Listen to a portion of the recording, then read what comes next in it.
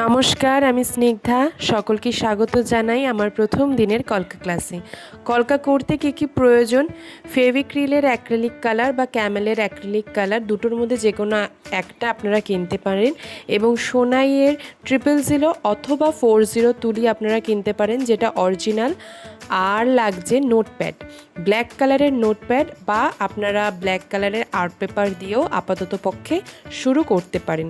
তো আজকে প্রথমেই আমি আপনাদের যে জিনিসটা শেখাবো সেটা হচ্ছে, প্রথম দিন আমরা আজকে শিখব কলকা মধ্যে ডট এবং একটা ঘোরানো মোটিভ।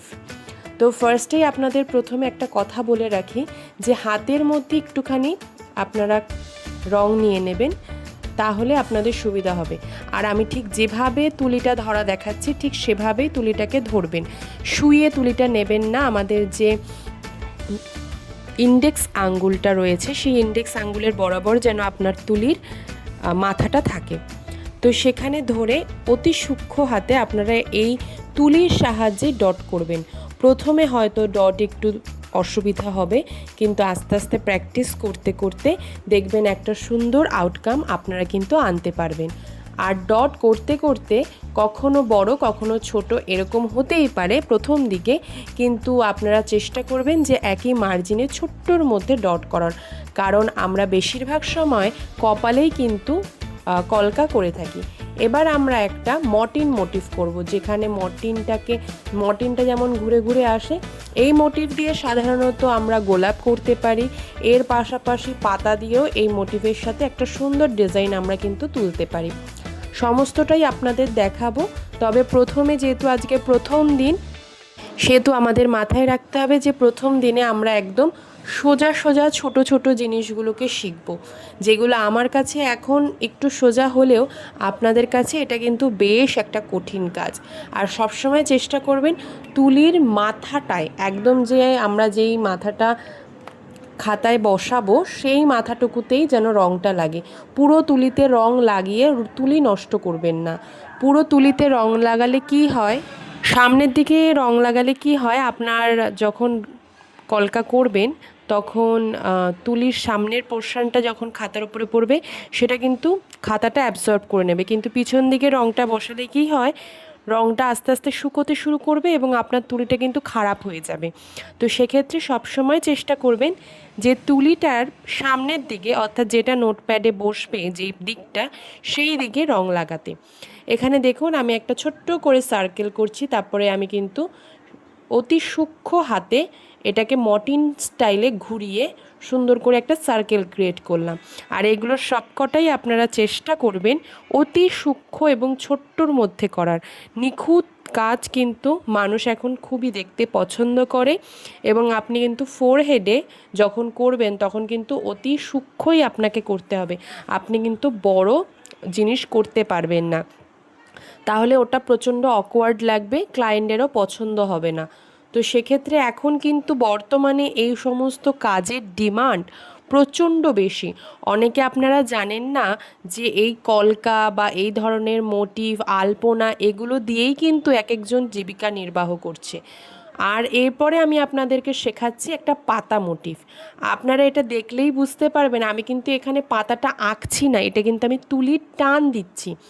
সবসময় আপনাদের মনে রাখতে হবে তুলির টান এবং তুলি দিয়ে আঁকা দুটো কিন্তু একদমই আলাদা, দুটো কিন্তু একদমই এক নয়।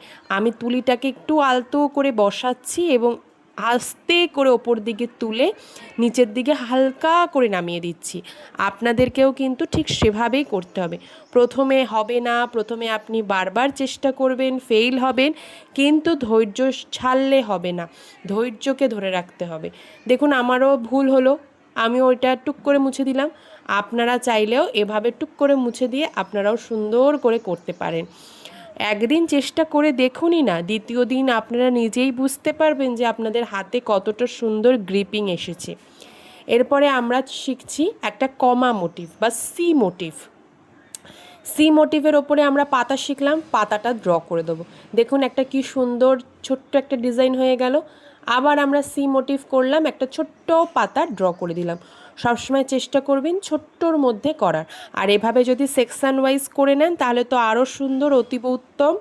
আপনার তাহলে খুব সুন্দর একটা মেজারমেন্ট থাকবে এবং লাইন ওয়াইজ নামতে থাকবে, আর প্রত্যেকটা জিনিস আপনার খাতাতে থেকে যাবে। তো দেখুন, অতি সূক্ষ্ম হাতে আপনি কিন্তু এটা প্র্যাকটিস করবেন। আরও একটা কথা, প্রত্যেক দিন প্র্যাকটিস করতে করতে কিন্তু আপনার হাত খুব সুন্দর হয়ে যাবে। আপনি তখন নিজেই বুঝতে পারবেন যে আগে 15 মিনিট ধরে আপনি এটা করতেন, আর কিছুদিন পরে আপনি মাত্র 5 মিনিটে কত সুন্দর একটা কলকা নামিয়ে দিতে পারবেন।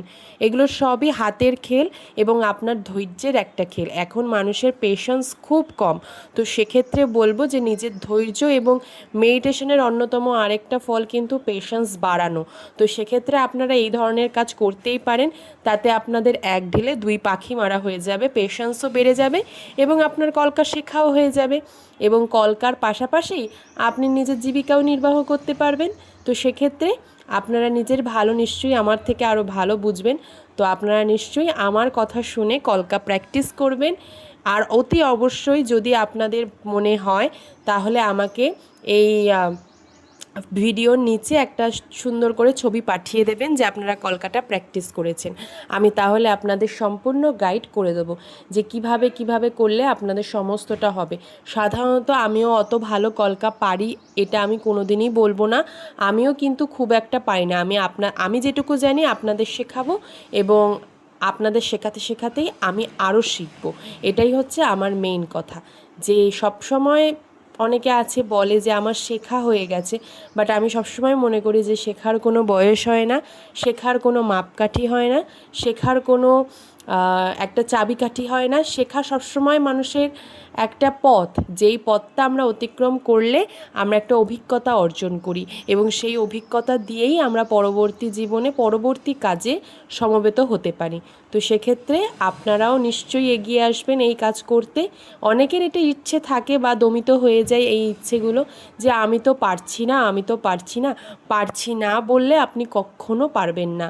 আপনাকে সত্যি সত্যি এটা মনে করতে হবে যে আমি পারবো, আমাকে পারতেই হবে, তাহলেই কেবলমাত্র আপনি কিন্তু পারবেন। আমরা প্রথমে কিন্তু এখানে রাইট সাইড থেকে একটা লিফ তুললাম, তারপরে আমরা চলে আসলাম লেফট সাইড থেকে লিফ তুলতে। তো দুটো লিফই কিন্তু আপনাদের সেমভাবে তুলির টানেই তুলতে হবে, আপনারা কিন্তু এটা ড্র করতে পারবেন না। কিছু কিছু জিনিস ড্র করে হয়, বাট কিছু কিছু জিনিস কিন্তু আপনাদের তুলির টান শিখতেই হবে। তো অতি সহজে আমি আপনাদের কলকা শেখাবো। কেমন লাগলো অবশ্যই জানাবেন, ভালো লাগলে লাইক কমেন্ট শেয়ার সাবস্ক্রাইব করতে ভুলবেন না। হরে কৃষ্ণ।